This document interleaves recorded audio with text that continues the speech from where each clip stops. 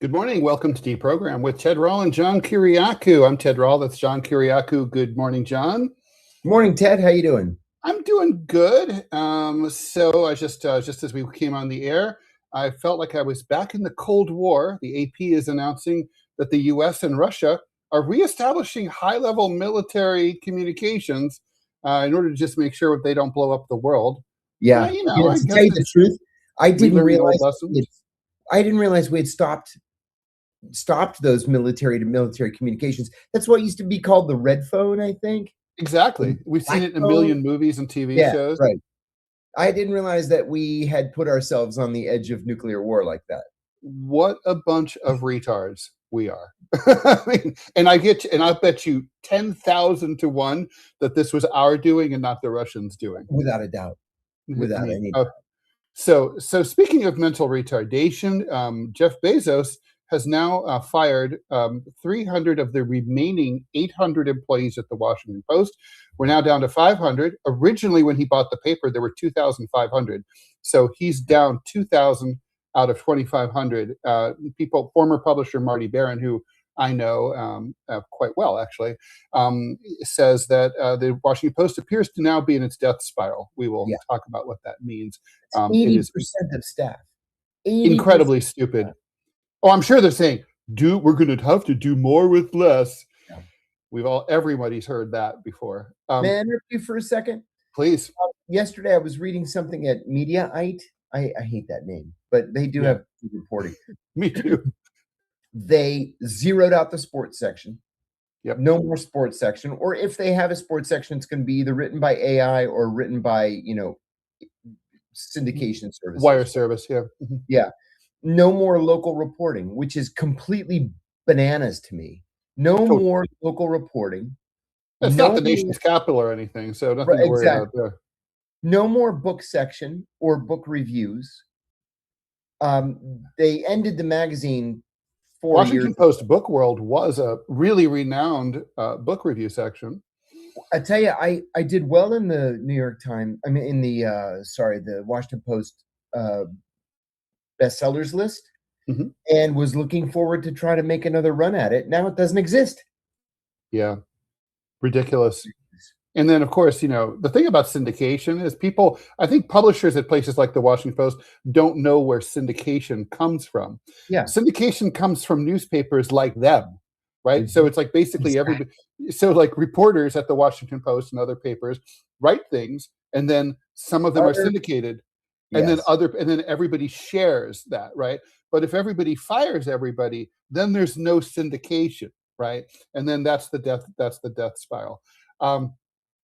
Rikers Island, New York City city jail, which has been benighted for many years, apparently this horrible whistleblower stepped forward about a year and a half ago, almost 2 years ago, a year and a half, and said that severely mentally ill guys have been locked up for months at a time. They call it deadlocking. They basically just don't want to deal with them. So they lock them up and throw away the key. There's a DOI investigation, Department of Investigation. 450 days have gone by. Nothing's happened at all. I wonder if Mayor Mamdani is on top of that. And the courts on multiple occasions, the courts have ordered that Rikers Island be closed. Yeah. And although I always wonder John, you tell me, right? I mean, do you think it makes a difference to just close an institution? I mean, the problems that afflicted Rikers Island aren't just the fact. It's not the geography, right? I mean, or the building. It's the poor funding. It's the lack of training. It's the terrible policies coming from the top. That's right. It's exactly what it is. And there are no solutions to those policies. When a half a dozen of your guards get arrested and charged with murder for torturing a prisoner to death because he spat on them, then you've got a problem. And those are the guys who get caught. It's the tip of the iceberg. That's it. Yeah. So that's a problem. And then when you don't do anything about the problem and it only gets worse, and you, on top of that, refuse to close the prison, and then politicians are just cycling through the mayor's office and the governor's office, then shit like this happens. And we might, and yeah, if Mamdani has his way, although I don't know how well, I mean, we can talk about this a little bit later in the show. But if Mamdani gets his way, we're going to end up with 5 borough jails. Yeah. I mean, I don't know. I just don't I see don't know if that's a good idea the either. problem. Yeah. Yeah. Yeah. I mean, I'm not sure. I don't, the one yeah. advantage is that loved ones would be, it would be easier for them to visit people, or for them maybe. But like, for True. example, if you're in the Staten Island lockup, how are you getting legal counsel? Yeah. I mean, there's Yeah. not a lot of lawyers That's right. there. No, the lawyer's got to go all the way to Staten Island. That's a day. If you Yeah. have to drive all the way to Staten Island, do your legal meeting, drive all the way back to Manhattan, that's a day. You're not going to do that. Yeah. And especially if you're a public defender, you don't have the time to do something like that. No, you just won't. You'll be in that situation that prosecutor for that federal government prosecutor in Minnesota famously said, like, this job sucks in court. Yeah. Like, I can't Dude, stand before this yesterday. job. And I they- would quit and if they I could. fired her. It's so funny. They punished her by firing her. She wanted to be fired. Yeah, She's that's like, what she thank was you. saying. She was asking to be fired without saying, "Will you please fire me?" Exactly. And then they're like, okay, fine, you're fired. And she's like, thanks. Very strange. And then we have this Quinnipiac poll. I guess we could start with that because I think it's an interesting story. What do you think, John? It's important. All right, so we obviously Renee Good and Alex Pretti lost their lives to ICE a couple of weeks ago, and now we have some polling about what the American, we've been thinking and guessing what the American people think, but we didn't have numbers. Now we do. Quinnipiac poll, one of my favorites. They're one of the few that correctly predicted that Trump would win in 2016, for example. Have come back and they say 61% of Americans don't think the president told the truth about the shooting of Alex Pretti. But 25% do believe the Trump administration's messaging. I'm like, who are the 25%? I know, right? I mean, do they see? I mean, so 78% of Americans, which is crazy, have seen the video. I don't think 78% of Americans watch the Oscars or do anything that communal, right? So this was a huge national moment where we were all doing and watching the same thing. It was like the 60s all over again. Yeah. So we do have a big party split. That shouldn't come as a surprise to anyone. 93% of Democrats, 65% of independents say that they think Trump lied. 60% think he was honest, but that's kind of low for Republicans in this day and age who are so loyal to Trump. That is low for Republicans. Yeah. 80% of the American people believe there should be an independent investigation. Again, who are the 20%? And meanwhile, the new NPR PBS Marist poll finds that 65% of the public believes that ICE has gone too far. Again, who are the 35%? I mean, because even our producer Robbie West says that ICE has gone too far, and he's an immigration hawk of beyond belief. Speaking of which, we are without Robbie today because his wife is very ill, and he's taking care of her today and tomorrow. He's at the hospital with her, but hopefully we will be back with Robbie on Monday. This is that time of the month when we ask you to help donate.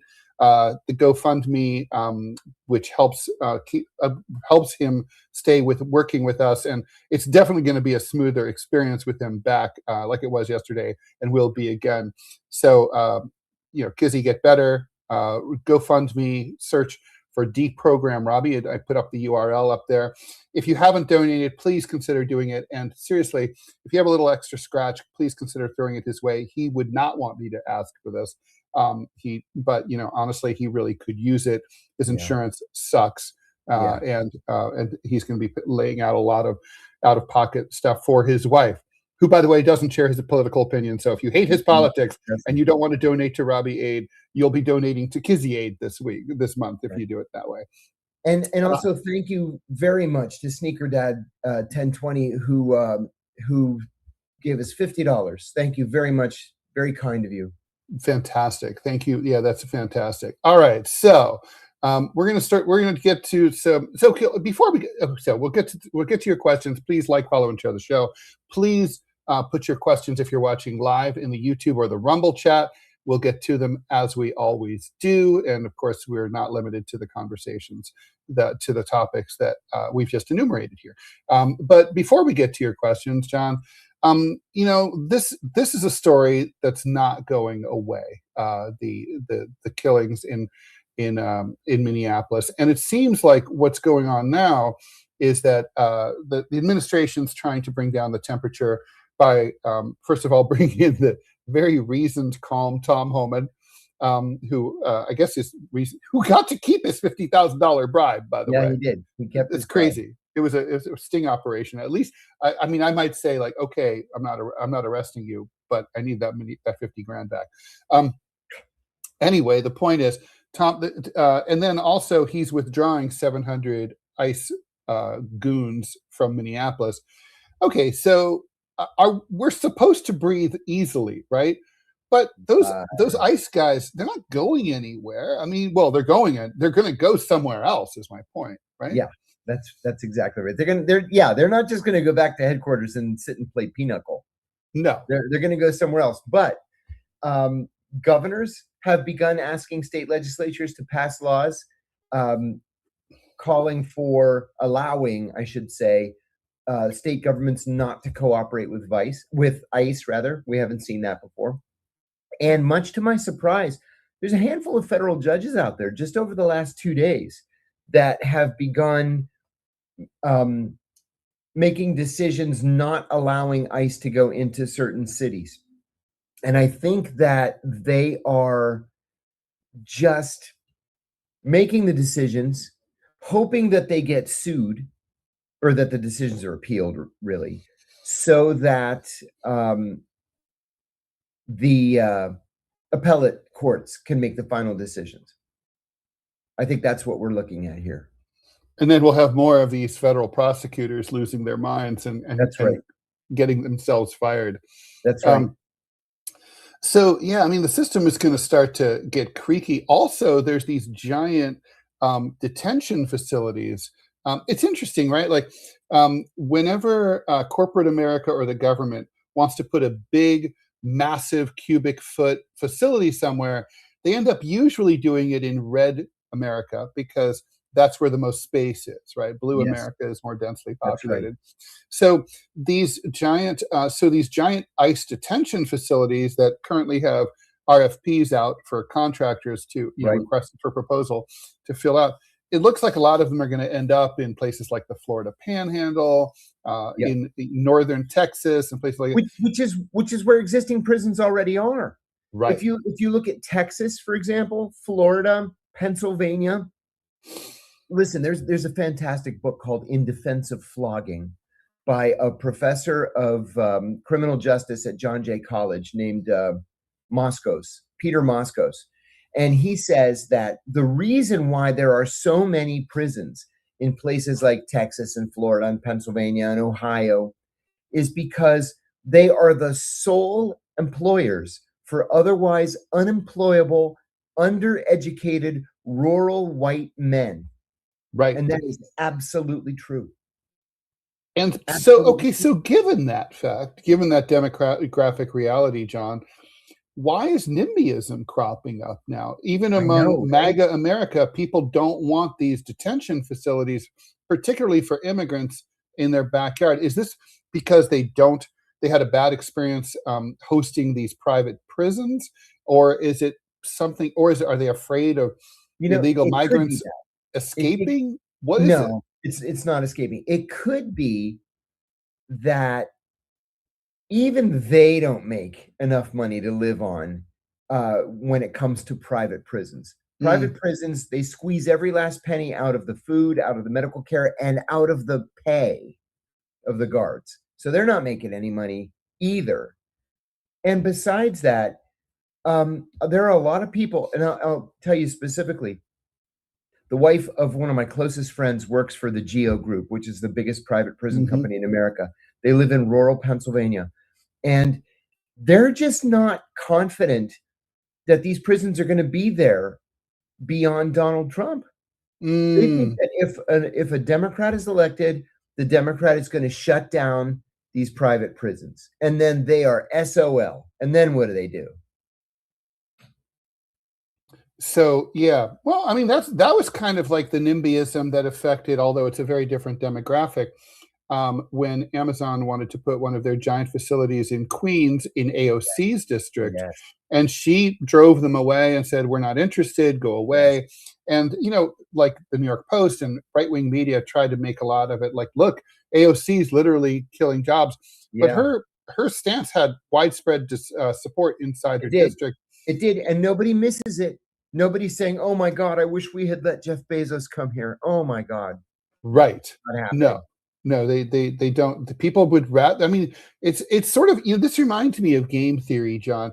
There was an experiment. I love game theory, and there was an experiment where there were monkeys or chimpanzees, and they would allocate them a ration of 10 bananas a day, and then they took they started reducing the among the half of them. They had a control group. They kept getting the 10 a day. Then the other half, they kept reducing. Like, you're going to get 9, you're going to get 8. And basically they started like becoming more vocal and complaining.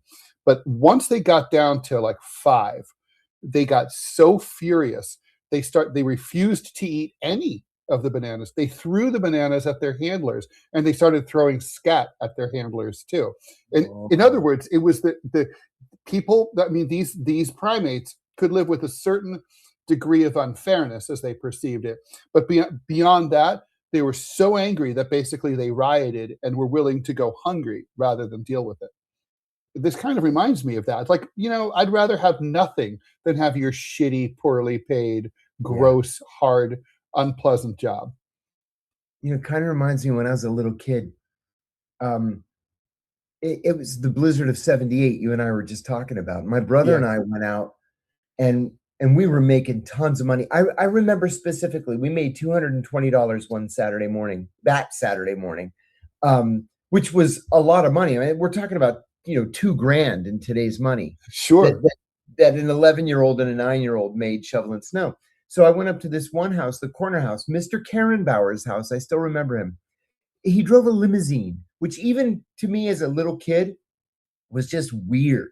Like, he bought his own giant stretch limousine and would just drive himself in this giant limo. Anyway, I asked him for $5, which is what we were getting for everybody. And he said $2, and you do the driveway too. And even 11-year-old me knew to say shit. Yeah. Also, it's like, dude, you are not reading the market right now. Things have changed. There's 3 feet or 4 feet of snow right now. Like, go do it yourself. We have other business. That's right. Oh my God.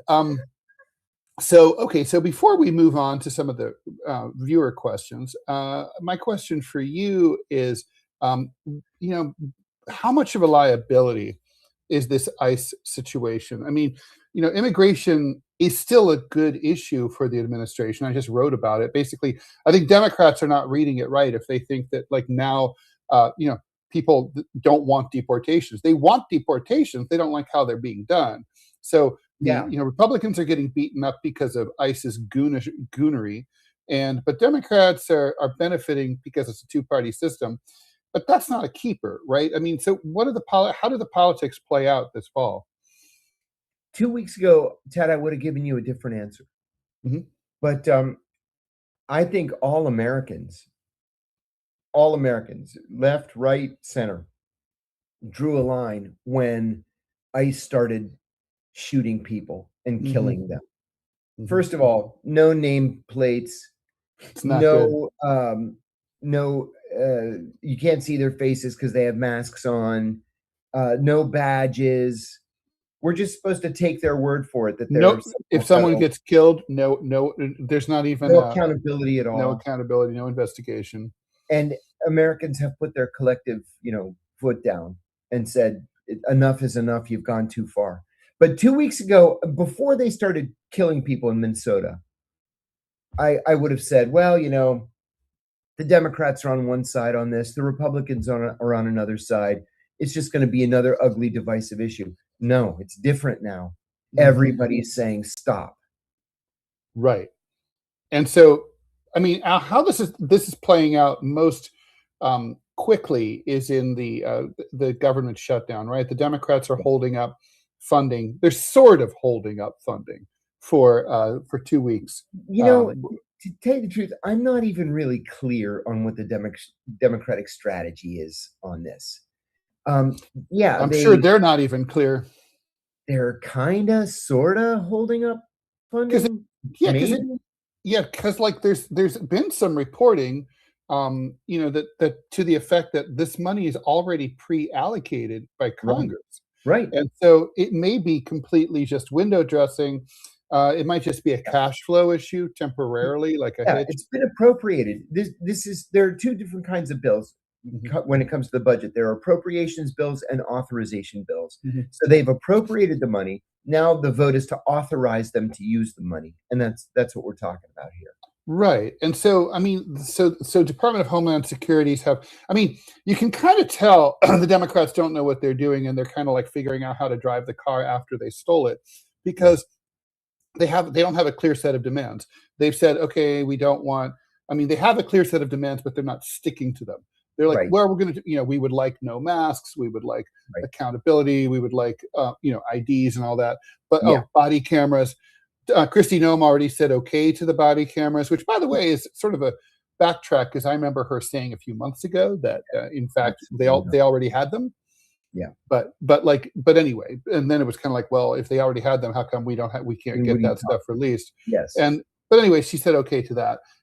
I know, but they can use the body cam stuff. They can edit it and make it scenarios look okay for themselves. And cops have done a great job of that all over the Yeah. country. Um, Thank you to McKenna for $9.99. But McKenna says, please put out a recommended reading list, specifically on the histories of Israel, the Middle East, Iran, maybe personal favorites too. We actually did that for our paid subscribers, but we can figure something out. yeah, we'll figure that out. And thank you very much for that donation. Thank you. So, I mean, the Democrats, but it seems like the one thing they want or are asking for is no masks, and that seems to be something the administration is really unwilling to do. Why? Yeah, the Why is the saddest stuff. administration so unwilling to do it? And will Democrats like cave as they always do, or will they hold tight? I think the Democrats are going to cave because the Republicans are making the point that they're afraid officers will be doxxed. They point to these websites that already exist with the personal, identifying information, the name, the address, the phone number, photographs of these ICE officers. And I think that the Democrats are going to cave and they're going to say, well, that's true. There are some bad apples out there that are doxing people. Nothing's going to change. No, nothing. I agree with that. And then that Democrats blow up their own issue. Yes. So yeah, I mean, I think standing firm is the way. If nothing else, just to convey strength, I something that agree. Donald Trump is very good at doing.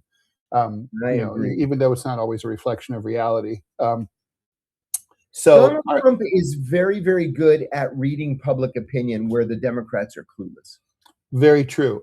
All right, John, shall we do some questions? Yes. Let's do All that. right. Any thoughts on quadruple J, XYZ? Any thoughts on Keir Starmer's fate amid the recent Mandelson scandal? Oh, and along the same lines, Reynolds Rapp 22. Thank you for the $9.99. Question out of left field, but are you following the implosion in the British Parliament right now? Oh, great. Just started watching, guys. I'm loving it. Thank you. Yes. So yeah, let's talk about that.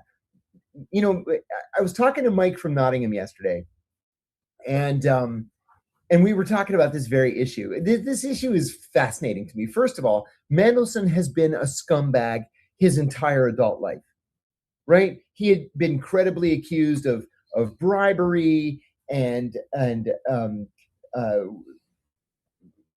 just general, what's the word I'm trying to use here? General crookedness. The guy's a scumbag. Skullduggery. Yeah. Skullduggery. He's just a crook. He's always looking to pocket a couple of bucks. It's just scandalous. And he was drummed out of 2 different Labor governments. And so what does the last Labor government do? They make him ambassador to the United States. And then he says, oh, I never met Jeffrey Epstein. Maybe I met him one time, but I don't really know anything about him. And then there's a picture of him on Epstein's island in his underwear with a 16-year-old. And so not only was he thrown out of the Labor government 4 days ago, but he was thrown out of the House of Lords. When was the last time that happened? No, that like never happens. But Mike also brought up a very, very important point, and Ted, it's something that really bears close watching. The Labor government is in the process right now of major criminal justice reforms, which are not reforms, where they are doing away with jury trials for almost all cases other than murder, rape, armed robbery, the most violent. No jury trials. Like, so it's not even going to be like here in the U.S. where most accused criminals never get to go to trial because they have to, their case is larded up with a bunch of overcharging, and they're bullied into just taking a plea. You're talking about like in the UK, theoretically, even they're not entitled to a trial before a jury of their peers. Correct. You just don't get it. You don't get the trial. It's not a choice you can make. You know, a lot of people, that's disgusting. When they're guilty, but they don't want people to go nuts, it's a high-profile case, you can elect to have a bench trial. Mm-hmm. So only the judge hears the evidence, then the judge makes his decision.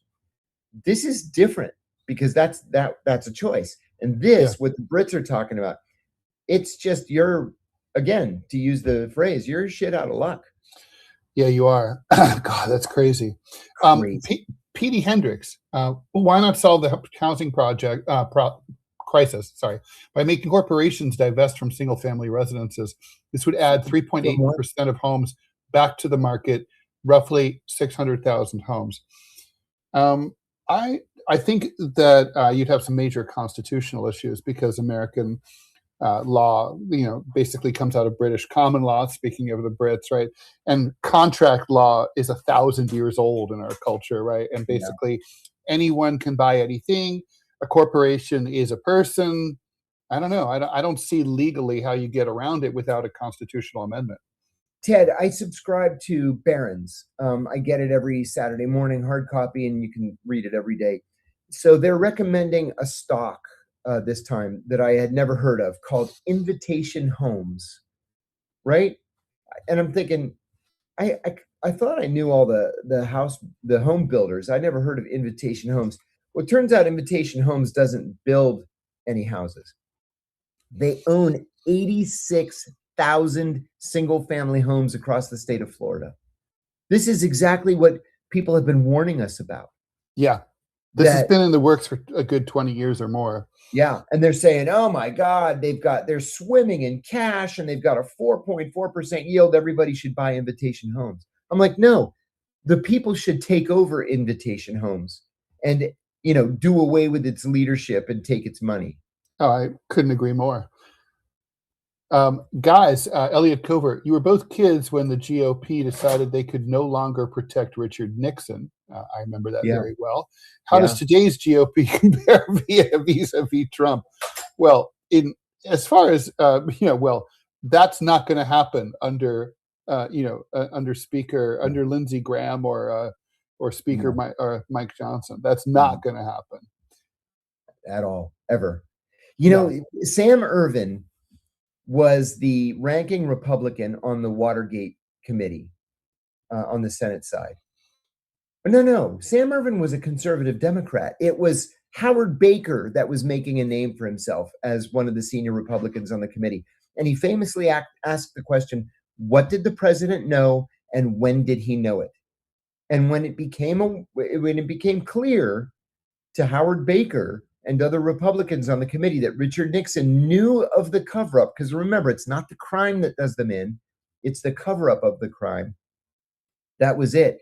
And then Baker and Bob Dole and a handful of other people, Barry Goldwater, went to the White House and told Nixon, you've lost the Republican caucus. You have to resign. Yeah. And there's not a Republican on Capitol Hill other than maybe Thomas Massey and maybe possibly Rand Paul that would ever do such a thing.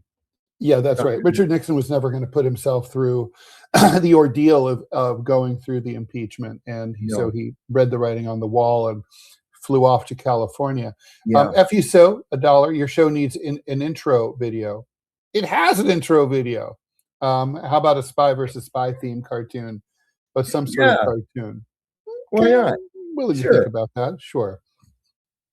Why not? I'm getting some shade for using the R word, retard, too much. All right. You know what? My son said to me, what's with the R word that you use? And I said, that was a legit word when I was growing up. True. And I still use it. And maybe it's offensive to people, and if it is, I apologize. But I do still use it. And he said, actually, it's my generation that's bringing it back. Yeah, that's true. It's in music now and lyrics, and people are saying it. So he's like, don't knock well, yourself. Here's the thing: is there isn't. I mean, stupid. It doesn't really convey the same thought. So No. I mean, because the R word, as we will now call it for the next minute until I go back to saying retard, is basically about something that is so stupid that everyone should know and not do it, and it's like beyond right. And so anyway, so if I can get another word, if I can get a synonym that works as well or better, please let me know. Yeah. Fur wants to know, do you think the world would be a better place if Russia wasn't a powerful state at any time in history? Maybe world wars would be different and communism wouldn't have spread. Well, also we would have been the Nazi Germany would own Europe. Yeah. Yeah, I disagree. The Soviet Union, I mean, defeated Nazi Germany. Just watch The Man in the High Tower, and you'll see what life would have been like. yeah. Good. Yeah, I mean, I think multipolarity is better than monopolarity for sure. I agree. Okay, is this Epstein? Frasmataz wants to know: is this Epstein release on par with the Church Committee, or can we all agree it surpassed it in at least cultural significance? That's an apples and oranges question, I think. Yeah, it's a tough one. I mean, what do you think, John? The Church Committee is about exposing and calling for reforms within serious illegality, the CIA. Yeah, and this is about exposing wealthy elites and their corrupt interconnectedness, victimizing innocent children. Yes. And so in terms of, the Church Committee was a serious endeavor. This is not really a serious endeavor. This is more like a look at this.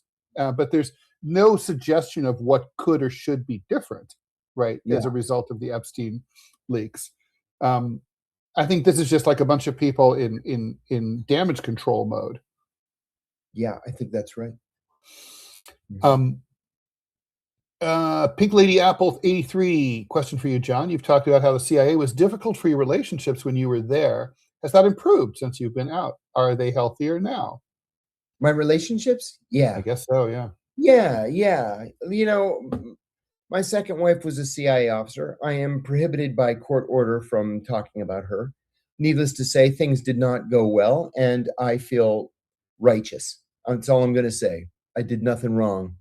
Somebody did. Wasn't me. So, plain and simple. I am in a long-term relationship now. I have been for coming up on 3 years. Keep it private. She's lovely and wonderful, and we enjoy each other's company, and it's a good partnership.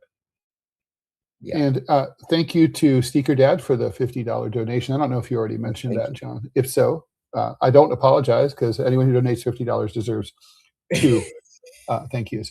John, $5 donation from Ray. Did you see the new Tucker talking to Palestinian Christians and what's going on by the Zionist regime? Sickening. Yeah. This is a serious beef that I have. Tucker and I have talked about this offline. What the fuck are American evangelicals doing, helping to literally wipe out Palestine's Christians?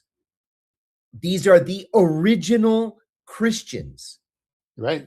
And evangelicals are supporting Israel to the hilt, to kill them, to expel them, to take their land, to destroy their churches. Don't forget that St. Porphyrios Church in Gaza was the oldest continuously operating church on the planet from the 7th century.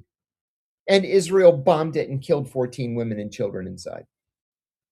So, yeah, we should all be standing up. If you are at all Christian or care about Christians or care about minorities in the Middle East or care about human rights, yeah, you would stand with Palestine's Christians or with Palestinians in general.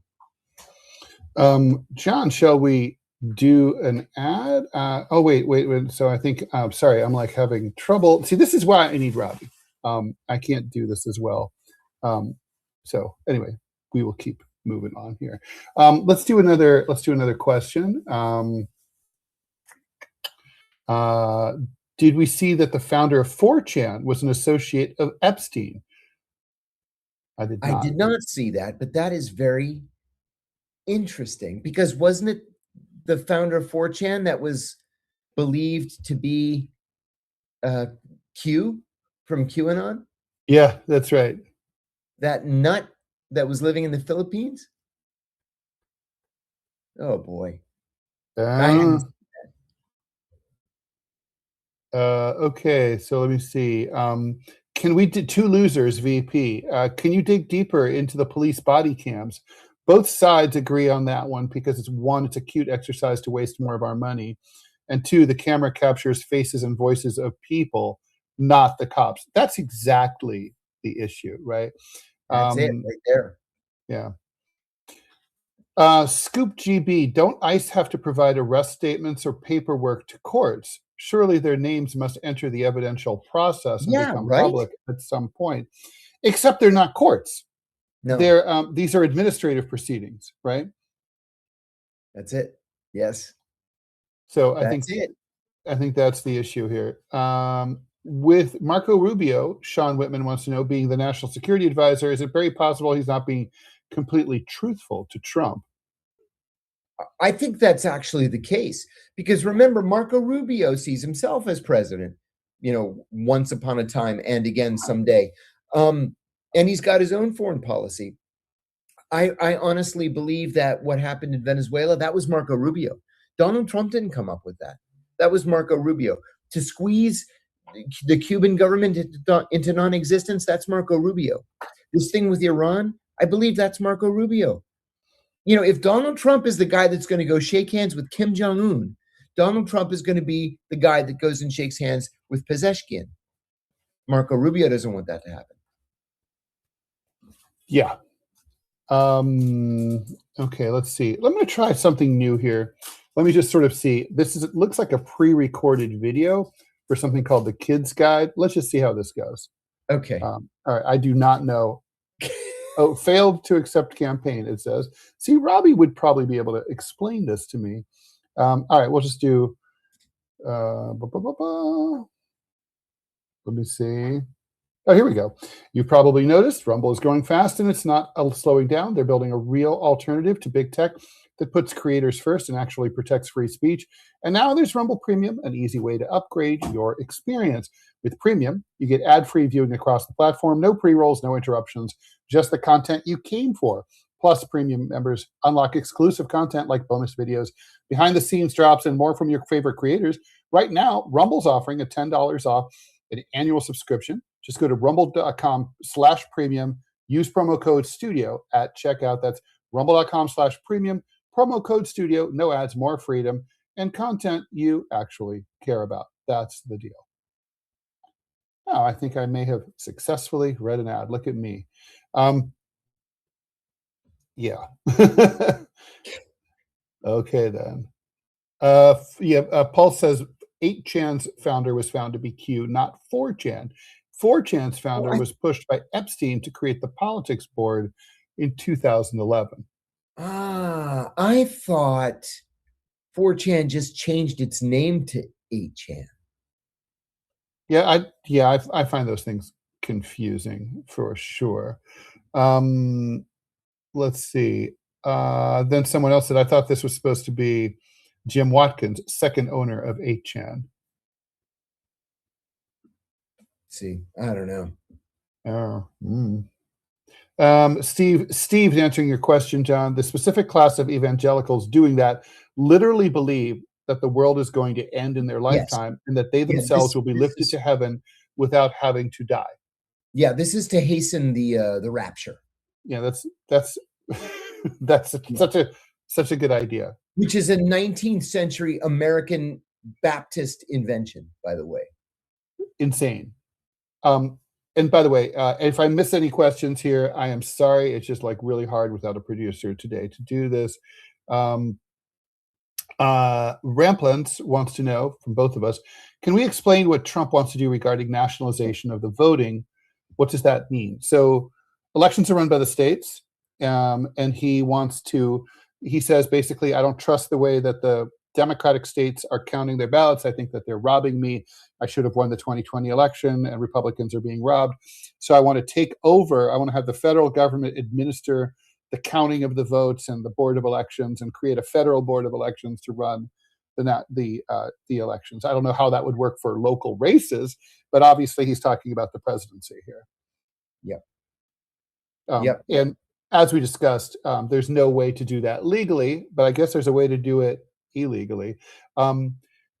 Christian Cedillo, thoughts on the CIA's intervention in Mexico? Do you think that they have operated there recently? Oh, yeah, I do.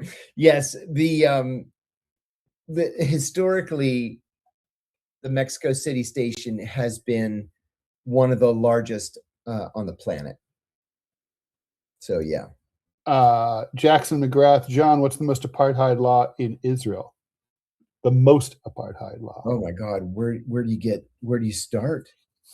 I think one of the worst is there's no freedom of movement. So if you're Palestinian, you may only enter Israel proper with permission of the Israelis. You can't go from one village to the other without permission. You can't cross that line. You know, when I was in Israel, I wanted to go to Bethlehem, for example. I'd never been to Bethlehem. In a taxi that's driven by an Israeli, no problem. We just cross from one to the other. In a taxi driven by Saeed, my Palestinian driver that I connected with, no, he was not allowed to cross the line. And there are these gigantic walls that have been built, like prison walls, with barbed wire at the top, and then they go down, 2 meters underground, so you can't tunnel underneath them. They're just not allowed freedom of movement. And then the other thing too, in Gaza, it was worse. Before the Gaza war began, the Israelis were allowing the Gazans only 5 hours of electricity and 2 hours of water every day, not because it wasn't available, just because the Israelis would shut it off. And I was talking to Norman Finkelstein, who's a wonderful scholar, and he said that the Israelis had really overreached in Gaza. Their goal was to keep the Palestinians in Gaza weak and hungry, right? So that they wouldn't be up for a fight. The problem was they made them too weak and too hungry, and they had to lash back. Right. That's interesting. Yeah, I mean, like the thing is, I mean, it is hard to say, but I mean, for example, even if you go to the old city, which is like, tourism ground zero, right? So this is where the Israeli government, you would think, would be on their best possible behavior. Certainly a lot better than in the occupied territories. And they have these horrific checkpoints where, manned by the IDF, where everybody goes through, and Palestinians have to show their ID. They're searched, they're humiliated in their own homes, trying to just go to their businesses or their homes. And the Israelis are constantly patting them down. In Muslim culture, touching women is very bad, but they frisk women. My mom, they humiliate them. My mom and my sister went to Israel in 2008. I think it was 2008. And when they got back, I asked my mom, so did you have a wonderful time? You saw all the holy sites? And she said to me, my poor mom, she goes, did you have any idea how they treat the Palestinians over there? And I'm like, Mom, I've been shouting about this for 30 years. Yeah. And she said, my God, it was scandalous. She said, they had this little minibus, right? There were like 12 of them. My mom, my sister, these people from church. It was our priest took a group over.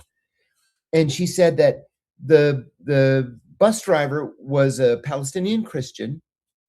And because he had done these routes 1,000 times, he wouldn't get out of the bus. He'd take you to the Church of the Nativity, he'd sit on the bus. He takes you to this place, he sits on the bus. That place, he sits on the bus. And he had one of these just pulp fiction kind of drugstore novels that he would read. They stopped at a roadblock, and a soldier gets on the bus, and everybody just had to hold up their passport. But the driver, being Palestinian, the soldier snatched the book out of his hand, opened up the book, said, no picture of Arafat on this page, and tore out the page and threw it at him. No picture of Arafat on this page, tore it out and threw it at him. And she said that man's book was laid out all over the floor of the bus just because they could. And he told my mom, everybody was like, what are you doing? What are you doing? And he said, they do this to us every single day. We're used to it. Yeah. No, I'm sure. The Payne is asking, didn't the restrictions on movement manifest after the first Intifada? No. No. They existed before. I personally witnessed them. So yeah, no, I mean, look, it's hilarious that Israelis or Zionists ever defend themselves as being, that Israel's not an apartheid state. It's like, if that's not an apartheid state, then there's no such thing as an apartheid. It's the most apartheidy of them all. Yeah, seriously. I mean, it's kind of like, well, you just have to go and just open your eyes. I mean, I guess that's maybe asking too much. Let's see. Our Flanderina says, our home was invaded by the IDF at 2 a.m. and my father-in-law, then in his 70s, was kidnapped and held for 6 months. Sounds like standard IDF shit. That's how they be. Yeah. Elliot Covert says, Jerusalem's municipal government cuts off water to the Arab quarter of the city regularly. All the Arabs have fresh water tanks on the roofs of their houses, and they cut the power too. Yes, and they cut the power. And if you have no power, in many cases you have no water, because you have a pump that pulls it, draws it out of a well and pushes up into your tap or whatever. Yes. Yeah, longtime listener points out, in Jewish culture, you're not supposed to touch a woman you're not married to either. Yeah, that's true. That's right. Okay, so let's talk about the Washington Post, John. This is bad, man. It's really bad. So Marty Barron says that this feels like a death spiral. So what is a death spiral, right? So basically, the Washington Post, when Bezos bought it, bear in mind, it had already gone through tons of budget cuts already. Yeah. It was already suffering. Jeff Bezos came along and said, I will save you from your trouble. Yes. Instead, we are now 80% of the staff that he inherited is now gone. Just yesterday, he fired 300 out of the remaining 800. There were 2,500, so there's 500 left out of 2,500. And here's the thing. I could see letting some people go who, don't do a good job or whatever. Sure. But, I would bring in a bunch of new reporters, independent reporters, people who've proven that they can't be corrupted by official Washington. But that's not what's going on here. This is about gutting. So and what we mean by what is a death spiral? In journalism, a death spiral occurs basically when the publisher decides, okay, well, we're going to make the product skimpier and smaller. We're going to charge more for it. And then so the remaining people will basically, it's like climbing the mast on the Titanic as it's going down.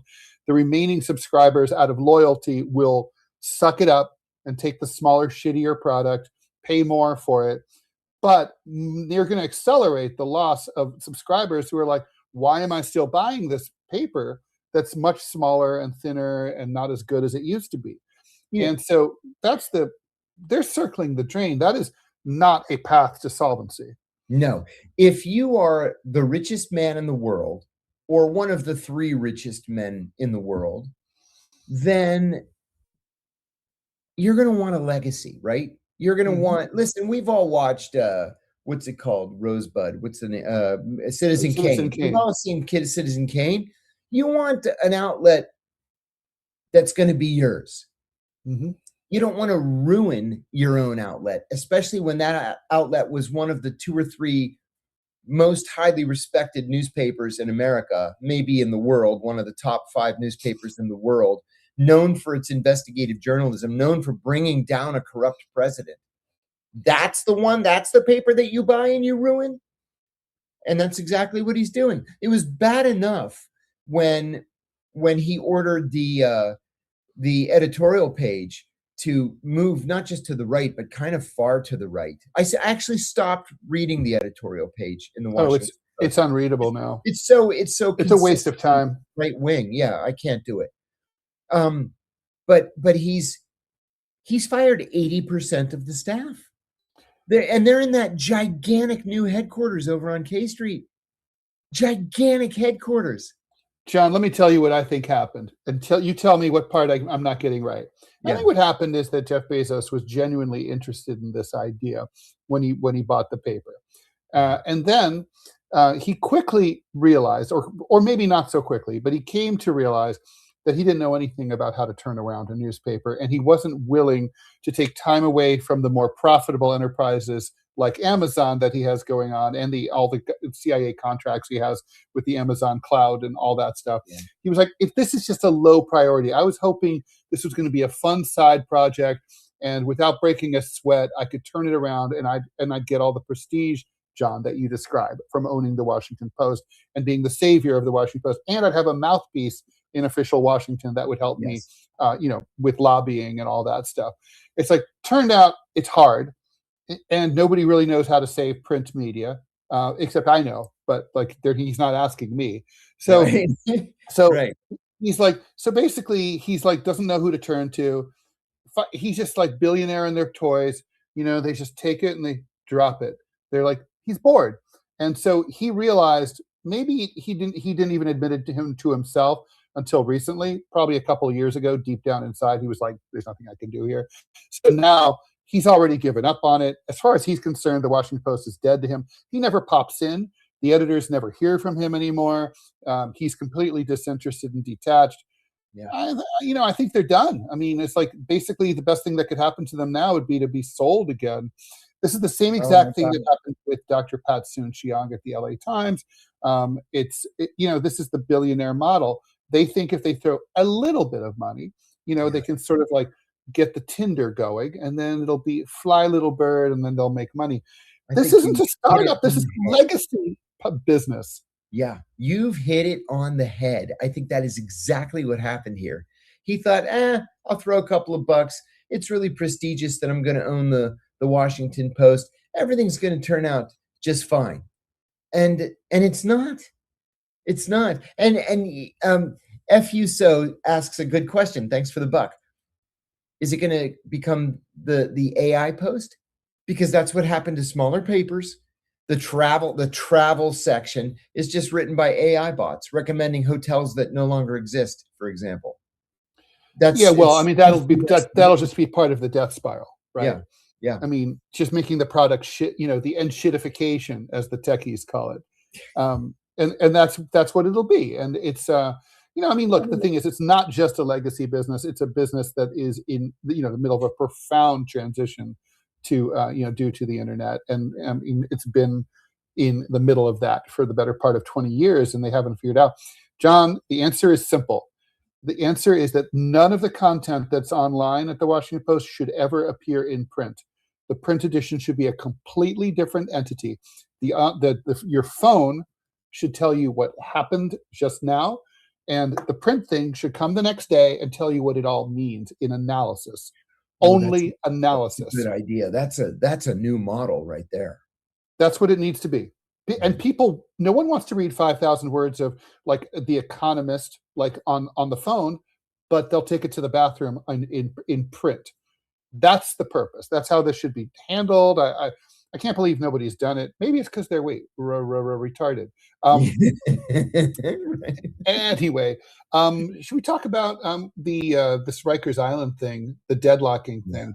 Do you think Mayor Mamdani is going to get on top of this? I mean, he has No. said his plan is to have 5 city jails replace 1 city jail, 1 per borough. I mean, there's no money in the city, right? I mean, Mayor Adams left him $10 billion in debt.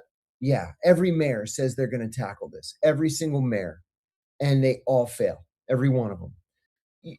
The courts have ordered Rikers Island to be closed and torn down. They've ordered it, but there's nowhere else to put people. Right. So, I mean, we would all love it if Rikers Island. There are people who have died who were literally, there was one guy who died last year, John. He was in for some incredibly like minor thing, like peeing in public or something. Anyway, the dude couldn't come up with $20 or $25 bail. He was that poor. He was there for the better part of a year, gobbling up taxpayer money. And then he was murdered by the guards. I mean, there it is. It's like $20. There's at least 1 murder a week at Rikers, and there are usually about 2 suicides a week. I mean, it's a hellhole. There was one kid there.